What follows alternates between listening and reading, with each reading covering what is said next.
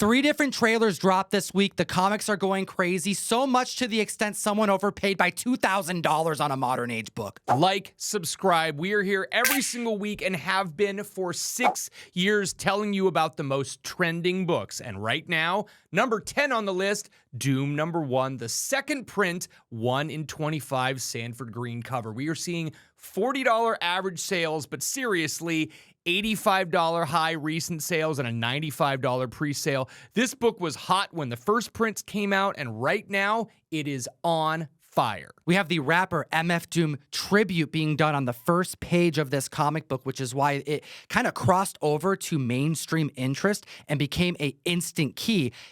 First printing, which is the same cover with trade dress, can still be purchased around the $30 to $40 marker. It has dropped a little. While the second printing is making it more readily available for people to be able to read this book, this amazing cover art is definitely driving this, and I believe this is one of those books that's going to be sticking around for a while. Do yourself a solid and download Key Collector Comics. I use this application every single day. I'm not just saying that. Ever since the creation of this app over 6 years ago, I have essentially replaced all my comic book collecting tools with one convenient app that I check more than Instagram. I will recommend this app to people digging through my 50-cent bin because I know there's stuff in there that I've missed. Use code TOM101 for the best comic book app in existence. Happy hunting. You get a 2 free week subscription of the app and you support the show. And number 9 on the list is Amazing Spider-Man 300, the first full appearance, McFarlane cover of Venom. And this book is down, like 2 down. Let's look at the numbers. You can get a $600 average looking copy, but this isn't a mid-grade copy. We're talking like 9.4. That's the crazy thing to me. So I saw the averages in here, and normally the averages are like low grade to high grade and what the average price is. And I'm looking at, $500, $600 average, and I'm like, yeah, Tom, but you're looking at like maybe a 4 or 5. And he's like, no, Russ, there was a 9.4 sale at just over $500. So 9.8s are still $3,000. We're reporting a $3,149 sale just on June 24th of this year. So yeah, high-grade copies are going for a bit. And we also do know that with the weirdness of the CGC swapping just a couple months ago, a lot of that market was decimated. Now, that stuff's been taken care of. A lot of the ones that were swapped and weird have already been fixed, and this perpetually relevant book is here to stay on the list. A 107% increase in copies sold this week alone. I mean, what do you think? I mean, it's got to be because of the Venom trailer piquing interest, but the trailer doesn't look that good, and the heights this book reached was almost $8,000. There's some outlier sales above that, but I put the real high at like $7,700. There are almost 30,000 copies of this book graded, and it was a high print run book because Amazing Spider-Man #300 anniversary issue, awesome Todd McFarlane cover. Even back when it was released in 1988, this was a hot book. I remember going to a Seattle CenterCon back in like 1991. Todd McFarlane was the special guest, and I think I broke the bank spending $5 on this book at that point in time. This book was printed to close to 1 million copies. Number 8 on the list is, James Gunn's spec coming near full circle, Lobo #1. This is the first solo series. Simon Beasley cover. This is like when Lobo was really becoming Lobo. Omega Men's dope, all right? I love that first appearance. But he was kind of like a space pirate, sci-fi character that didn't really look like the Lobo we all know. So Simon Bisley's redesign of this Lobo in his 4-issue miniseries from 1990, now going for $10 average sales, $115 for a CGC 9.8, it definitely thrust him more to the public consciousness. But Omega Men 3 is still a really big key. It's made it on the trending list multiple times. I'm pretty sure it's been mentioned on the Hot 10 list as well. This is one of those books that I just think flies under some collectors' radar. A recent 9.8 sale of Omega Men 3, first appearance of Lobo, $325. But we had a recent sale just a couple months ago at Heritage Auctions for $234 for CGC 9.8. Now, the reason why I think there is such a split on $325 for a buy it now and on auction is because people aren't going to Heritage to buy a Mega Men 3. They want Sensation Comics number 2. They want All Flash Comics number 4. Like, they really are looking for bigger keys, and they want to spend a lot of money on a Giant Size X-Men number 1 and a 9.8. People aren't looking for a $300 book, and that's why this flew under the radar and sold for really cheap at Heritage. Keep an eye on Lobo, because right now we're seeing the first rumors since the beginning of the year that was persisting all through 2023, that Jason Momoa, the reason why I was getting so hyped after his conversations with James Gunn, is that he was going to portray one of his favorite superheroes. Someone's got to go up against Superman long term, and it could be Lobo. And the rumors that he will show up in the Supergirl film are driving this book to a 113% increase this week. And then number 7 on the list, what the heck is this doing here? John Carter, Warlord of Mars, issue number 1. This is seeing $30 average sales, $195 for a CGC 9.8. It's been, 12 years since the live-action film debuted? Has. And that Disney movie was such a flop that they put it like at the same level as other movies that were considered failures, such as Waterworld. Now, I'm in the minority because I really liked this movie. I went to Cinerama and I saw it in 3D. I enjoyed the John Carter Warlord of Mars movie, and Disney had planned at that point in time to do 2 more movies. Well, even though we had rumors back in 2020 that we were going to be seeing more John Carter, nothing happened.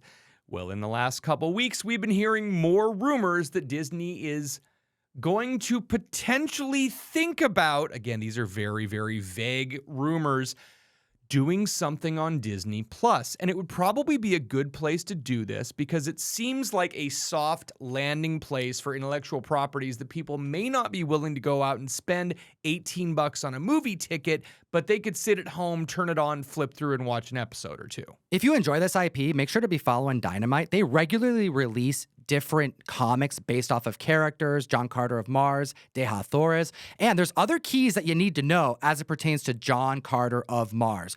2 others besides issue number 1. The first is issue number 11. This is a classic De Hathores cover, bondage cover, and an origin issue. You can pick that one up for $250 at a CGC 9.8, but it doesn't stop there, because on issue 18, you get the first Marvel work done.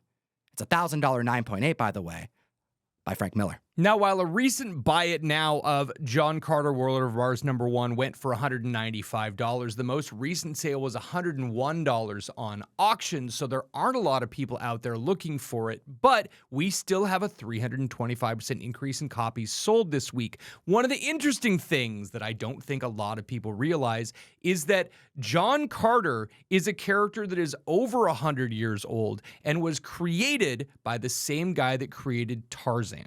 After multiple reshoots, failed test screenings, and a lengthy delay, we have at the list at number 6, Hulk number 1, with a trailer for Captain America Brave New World debuting this week. We have $65 average sales, $350 for a CGC 9.8, which is up from its 12-month average, largely because we got confirmation, but not typical confirmation. Typically, we see like a poster reveal, a toy reveal, and we have gotten that a little bit with the Red Hulk.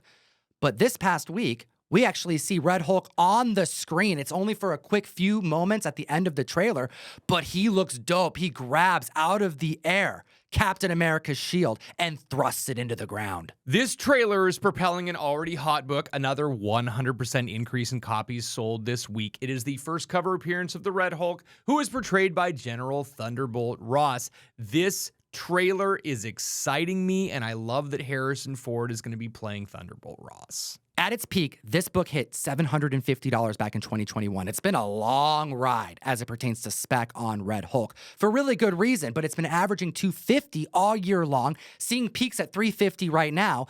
In the last year, there's been an increase of 9.8s of 197. That is near 298s a day, every day for over a year. So $350 fair market value on its height right now makes sense. However, why in the hell would someone pay, is this right, $2,257 on golden auctions? A $2,000 overpayment? I think there's a couple factors here. Obviously, someone really wanted the book. And you go over to Golden... I mean, that's kind of an understatement. But if you go over to Golden Auctions, you can see a lot of their things are pretty normally priced. If you are a Netflix subscriber, which I assume most of you are, you can go and check out this great little series called King of Collectibles, which follows Golden and the rest of their crew going around and procuring things for their auctions. We actually have a couple of our comic book friends, Danielle, Nerdy Girl, and Matt Damasi, Shattered Comics, who are featured in the show. It's really cool to be able to see people that we know in the show. I think someone watching the show went over to Golden, got a little bit excited. Sometimes you get that like FOMO thing going on. Sometimes you get people who go, hey, Red Hulk, gonna be a thing. We're talking about this. It's been a rumor for a while. And they just don't do their research. And I think someone may have just jumped the gun a little bit on this book. The first thing I checked was, like, I guess, is it a newsstand? But even then, it wouldn't make sense. And then I thought, maybe it's a double cover, triple cover. Maybe there's 6 damn covers. Like, there's got to be something weird about this book. But, I mean, it could be an error. It could have been a canceled auction. So we don't know 100% what's going on. But if you look on the website, you see 60-plus bids on a book that's past $2,000. What the hell? Hey, Tom, what do Peace Momoko and Johnny Desjardins have in common? They're in the mystery mail call this month, 1 per box. We have a Ultimate X-Men number 4 Peach Momoko, brand new character Surge going out 1 per box. That's a sold out Trinity Comics exclusive. And we also have a Boys number 1, first appearance of Billy Butcher, Huey, A-Train, The Boys, Virgin Homelander cover by Johnny Desjardins, also guaranteed 1 per box. Support what we do directly. We've been doing the mail call for over, I think it's like 7 years now. We'll send you comics every month. You can set it and forget it, or you can buy it once and try us out by going to ComicTom101.com. Someday we have to make the actual documentary about how we came up with these ideas and how many failures there were before it happened. I mean, Tom and I have been doing this comic book journey for way longer than I think either of us like to admit. I have way more wrinkles than I should. But speaking of old and grizzled, number 5 on the list, SpiderMan Nois, number 1. One of my favorite grizzled detective stories, and the fact that we have Spider-Man in this, oh, it's great. $180 average sales and a high 9.8 sale, $610. The book's been averaging $450 all year long, but the heights were $750 way back in 2019. This is a tough black cover on a classic character, even though he's kind of new. This debuted in 2009, but it is on the top of our minds because of Nicolas Cage adapting this to Amazon. And the concern, like the initial concern, was that they weren't going to put Spider-Man in the title, but that changed this week along with casting. This book is hitting $180 average, and it seems like a good buy right now. I love it when we get actual news that I care about. I'm super excited for this series, and it seems that a lot of other people are as well. A 300% increase in copies sold this week because we know the title is now Spider Noir. It's set in the 1930s with Nicolas Cage, yes, but we also have casting information that Lamorne Morris is going to be playing Robbie Robertson. Now, that is a character who is a high-up editor of the Daily Bugle, friends with J. Jonah Jameson, and his first appearance is Amazing Spider-Man number 51, which happened to be on the Hot 10 list this last week. That's right. That's the second appearance of Kingpin. We were speculating that a lot of this had to do with the Daredevil Born Again spec. Kingpin, Vincent D'Onofrio. There's a lot going for that book. And now there's even more going for that book. I'm going to go see Longlegs tomorrow. It's been a while since I purchased a ticket in anticipation of a movie that I'm going to see on like opening weekend.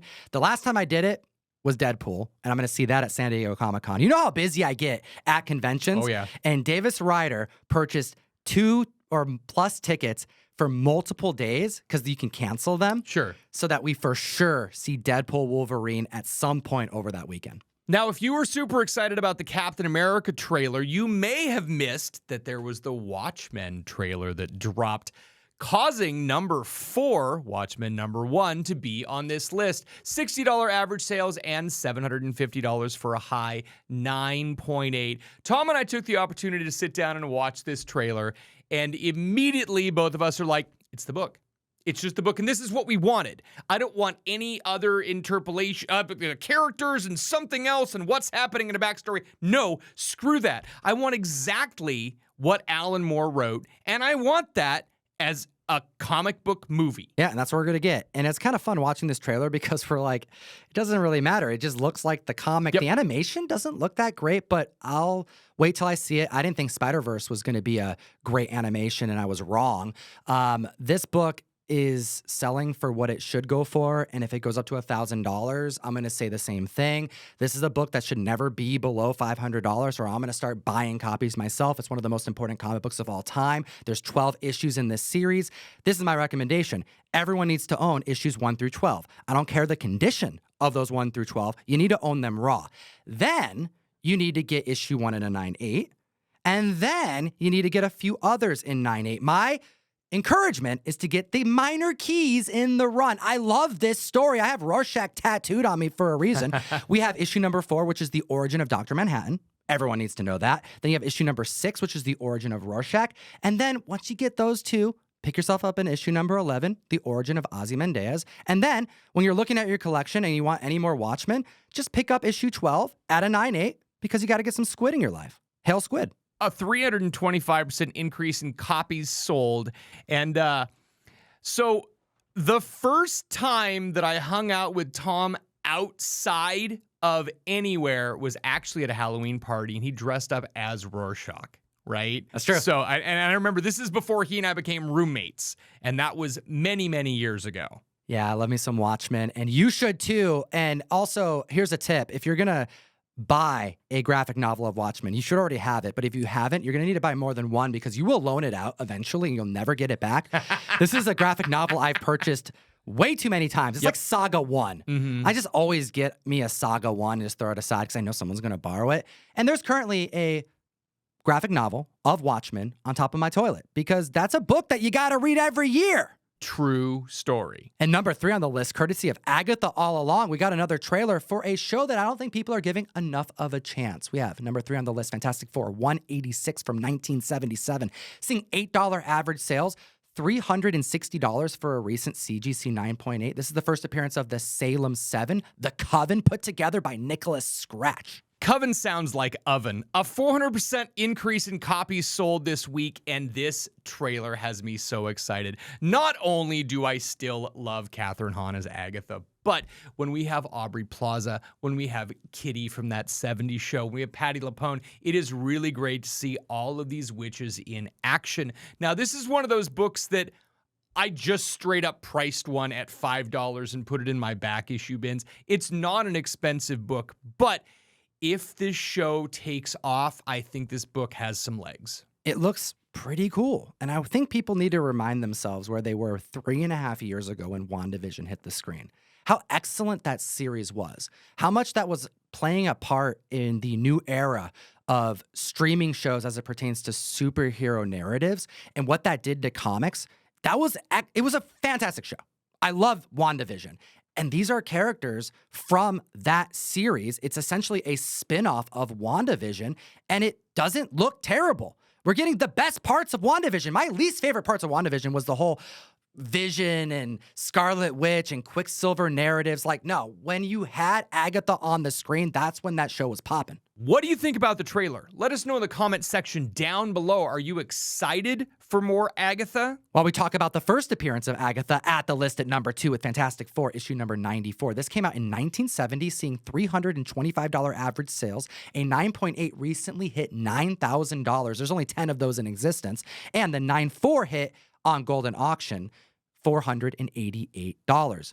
Considering that it's a 15 center, what can we learn from collectors of that time to give a little bit more reason to why this book may seem a little bit more affordable for such a major key that it is? $9,000 for a 9.8 seems justifiable. It's also interesting to note that a 9.4, which is still a respectably high-grade book, going for only $480, that seems like a great price. And I believe that a lot of this has to do with the collectors of the era. If you figure that a lot of guys that were, 12, 13, 14, riding their bikes, doing their paper outs to be able to buy a bunch of 10 and 12 cent Fantastic Four in the very, very beginning. By this point in time, if you've been buying Fantastic Four since, I don't know, issue number 48, you're going to be 17, 18, 19 years old. People are going to be taking better care of these things. And as far as the Bronze Age of comic books, the 15-cent comics, we end up seeing a larger print run. We see the paper quality improving. We see, again, collectors holding on to them because they think it's going to be a long-term collectible thing. They're just going to be more high-grade copies of this book from the era for many factors. That's probably why between 9.0 and 9.8, there are nearly 300 copies graded on the census. And I also failed to mention something. I did something pretty big with my homie Carnivore Comics. Shout out Sean.